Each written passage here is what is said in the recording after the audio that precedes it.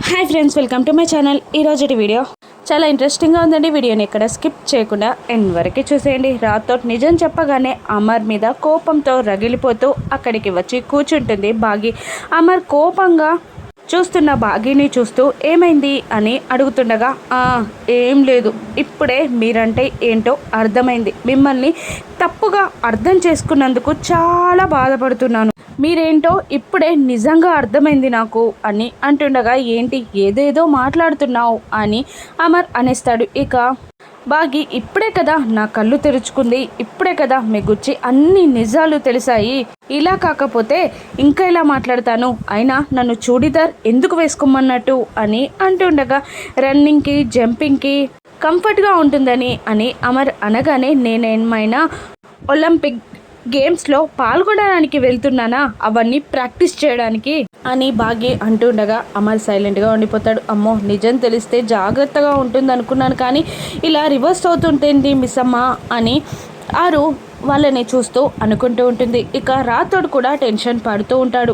సరే, మీకు ఇంకా చాలా పని ఉన్నట్టుంది, ఇక్కడ మీ పనిని ముగించుకొని వచ్చేయండి, నేను వెళ్ళిపోతున్నాను అని అంటూ అమర్ చెప్పే మాటలని కూడా వినకుండా బాగి అక్కడి నుండి వచ్చేస్తూ ఉండగా, ఇక అమర్ మిస్సమ్మ అని అరుచుకుంటూ మిస్సమ్మ వెనకాలే వస్తూ ఉంటాడు. ఇంతలోనే అరవింద్ షూట్ చేయబోతూ ఉంటాడు, కానీ తన గన్ స్టక్ అవ్వడంతో గన్ని అక్కడే పడేసి వెళ్తున్న బాగీని ఒక కత్తి పట్టుకొని బాగి మెడకి కత్తిని అడ్డం పెట్టి అమర్ని బెదిరిస్తుంటాడు. ఇక అమర్ ఇలా అంటుంటాడు, ఏయ్, నా భార్యని వదిలిపెట్టు, నీకు కావాల్సింది నేను కదా, నా ఓటమి కదా అని అంటుండగా, నాకు కావాల్సింది నీ ఓటమి కాదు, నువ్వు ఏడవడం కావాలి. నీ భార్య నీ కళ్ళ ముందే చస్తే నువ్వెలా ఏడుస్తావో నాను చూడాలి అనుకుంటున్నాను అని అంటూ ఇంకా టైట్గా కత్తిని పెడుతూ ఉంటాడు అరవింద్. ఇక వదులు అని అంటూ, నేనుండగా నా భార్యకి ఏమీ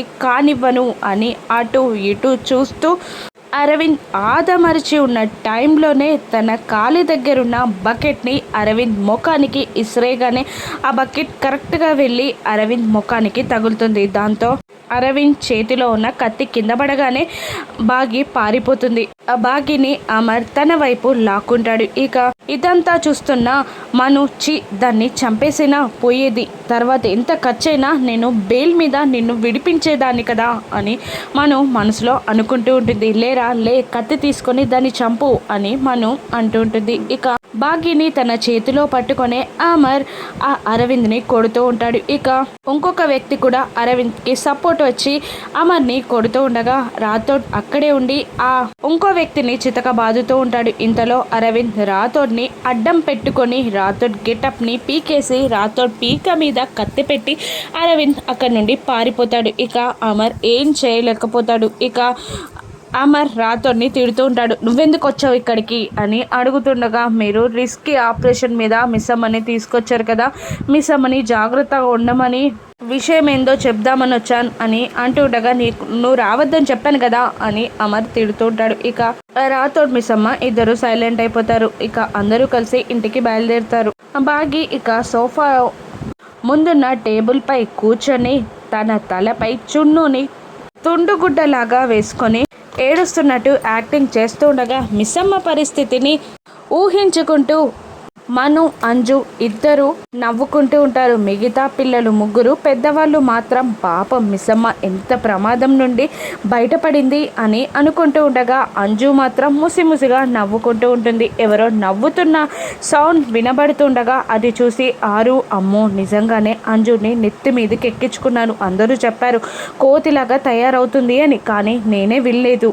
కానీ ఇప్పుడు పాపం మిస్సమ్మ ఉన్న సిచ్యువేషన్ని ఇలా ఎగతాళి చేయడం కరెక్ట్ కాదు అని ఆరు కూడా అనుకుంటూ ఉంటుంది. కానీ అంజు అలా ముసిముసిగా నవ్వుకుంటూనే తను నవ్వలేదన్నట్టు ముందుకు వచ్చి, మిస్సమ్మ ఉన్న పరిస్థితి ఏంటి, మీరు ఎందుకు అలా నవ్వుతున్నారు అని అంటూ ఉండగా, అమ్ము, ఓసిని పాపాత్మురాల, నువ్వే నవ్వుతూ ఎవరిని నవ్వొద్దని చెప్తున్నావా అని అంటుండగా, ఇక బాగి అంజుని కొట్టినంత పని చేస్తుంది. ఇక కొట్టలేక తన చేయిని వెనక్కి తీసుకుంటుంది. ఇక పిల్లలందరూ కలిసి బాగికి సపోర్ట్ చేస్తూ ఉంటారు. అయినా ఏది చేసినా కూడా డాడీ తప్పు చేశారు, అసలు మిస్సమ్మకి మ్యాటర్ చెప్పి తీసుకెళ్తే బాగుండేది అని ఆకాష్ అంటుండగా, అయినా ఇదంతా మిస్సమ్మ తప్పు. డాడీ ఎప్పుడు డ్యూటీ మానేసి బయటికి తీసుకెళ్ళలేదు. అవును మిస్సమ్మ, అలా నువ్వు తీసుకెళ్తాను అనగానే ఎగురుకుంటూ ఎలా వెళ్ళిపోయావు అని అంజు అంటుండగా, మను కూడా ఎన్ని మాటలు మాట్లాడావు మిస్సమ్మ, అసలు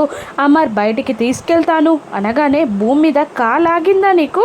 ఎన్నెన్ని మాటలు మాట్లాడావు, ఇప్పుడు తెలిసొచ్చిందా నీకు అని మను కూడా ఎగతాళి చేస్తూ ఉంటుంది. ఇక ఆయన డాడీ చేసింది తప్పు అని అంటుండగా, ఇక రాథోడ్ అలా వచ్చి లేదు లేదు మిస్సమ్మ దేశం కోసం ప్రాణత్యాగం చెయ్యాలి అనుకుంది అని అంటుండగా కాస్త గర్వంగా ఫీల్ అవుతుంది మిస్సమ్మ. కానీ ఇంతలోనే అమ్మో, తనెక్కడ చెయ్యాలి అనుకుంది, మీరే కదా తన ప్రాణాన్ని లాగేయాలి అనుకున్నారు అని అంటుండగా, అవును కదా అన్నట్టు మిస్సమ్మ ఫీల్ అవుతూ ఉంటుంది. ఇక రాథోడ్ నువ్వు చెప్పిన ఎక్స్ప్రెషన్స్ ఏవి ఈ మిస్సమ్మ ముఖంలో కనబడట్లేదు అని అంజు ఇంకా ఏడిపిస్తూ ఉంటుంది. ఇక నిర్మలమ్మ గారు, నువ్వు వెళ్ళవే, పాపం మిస్సమ్మ ఆల్రెడీ బాధలో ఉంది, భయపడుతుంది, నువ్వు వెళ్ళు అని అంటుండగా రాథోడ్ మళ్ళీ ఇలా అంటుంటాడు, ఎంతైనా మిస్సమ్మ చాలా ఇబ్బంది పడింది ఈరోజు, అక్కడ తనని చూసుంటే మీరు ఇలా మాట్లాడేవాళ్ళు కాదు అని అంటుంటాడు రాథోడ్. ఇక ఏదేమైనా నన్ను ఒక గొర్రె పిల్లలాగా చేసి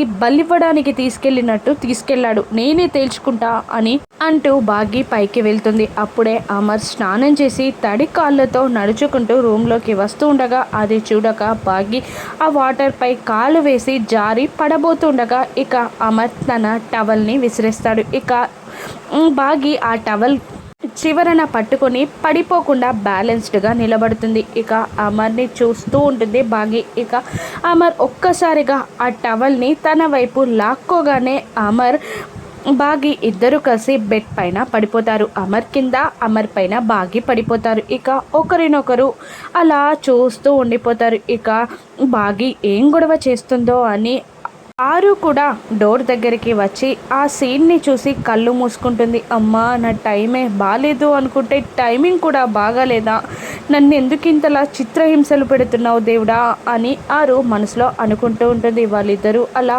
ఒక్క నిమిషం చూసుకున్నాక అమర్ బాగిని పైకి లేపుతాడు. ఇక అలా అమర్ని చూడలేక అక్కడి నుండి బాగి వెళ్ళబోతుండగా మిస్సమ్మ ఏదో మాట్లాడాలి అని వచ్చి అలా వెళ్ళిపోతున్నావేంటి అని అంటుండగా వచ్చిన సిచ్యువేషన్ని గుర్తు తెచ్చుకొని ఇక అమర్ మీద కోపంతో అమర్ వెళ్ళి గుద్దేస్తుంటుంది. ఏమనుకుంటున్నాను, నన్ను అసలు నన్ను ప్రేమతో బయటికి తీసుకెళ్లారు అనుకుంటే నన్ను ఎరలాగా చేసి ఒక గొర్రె పిల్లని చేసినట్టు చేసి నా ప్రాణాలని తీసేయడానికి వెళ్ళారా, అసలు మీకు అలా ఎలా వచ్చింది, నా ప్రాణాలని తీయాలని ఎలా అనుకున్నారు అని అంటూ అమర్ పైన పిడుగుల వర్షం కురిపిస్తూ ఉంటుంది బాగి. అలా కాదు అని అమర్ ఏదో చెప్పబోతూ ఉండగా ఇక బాగి మాట వినకుండా ఇంకా రెచ్చిపోతూనే ఉంటుంది. ఎంత బాగా తీసుకెళ్లారు మీరు, బయటికి తీసుకెళ్తాను అంటే ఏదో సంతోషపడ్డాను, అందరూ నన్ను లూజ్ అని అంటుంటే నిజంగానే నేను లూజ్ లాగా అయిపోయాను ఈరోజు అని అంటుండగా, అది కరెక్టే కానీ నువ్వు అని అంటుండగా, అవును మెంటల్ దానిలాగా మీరు ఎలా చెప్తే అలా వచ్చేసాను, అసలు మీకు నా వాల్యూ తెలియట్లేదు, అక్కలాగా నేను చనిపోయి ఉంటే అని అంటుండగా ఆ మాట పూర్తి అవ్వకముందే అమర్ బాగి నోటిపైన తన చెయ్యి పెట్టి ఆపేస్తాడు. ఇక పక్కనే ఇదంతా చూస్తున్న ఆరుకి ఒకసారి తను కూడా ఆ మాట అనగానే అమర్ తన చేయితో ఆరు నోటిని మూసిన సిచ్యువేషన్ కూడా ఆరుకి గుర్తొస్తూ ఉంటుంది. ఇక ఆ మాట ఇంకోసారి అనకు మిస్సమ్మ, నీకేం కాదు, ఏం కానివ్వను, నేనుండగా నీకేం జరగదు అని అమర్ అంటుండగా అమర్ ప్రేమని కళ్ళల్లో బాగి ఫీల్ అవుతూ ఉంటుంది. ఇంకోసారి తమాషాకి కూడా ఆ మాట మాట్లాడకు అని అంటుండగా బాగి అమర్ వైపు చూస్తూ ఉండిపోతుంది. ఇక పౌర్ణమి నాడు ఏం జరగనుందో నెక్స్ట్ ఎపిసోడ్స్లో చూద్దాం. Thank you for watching.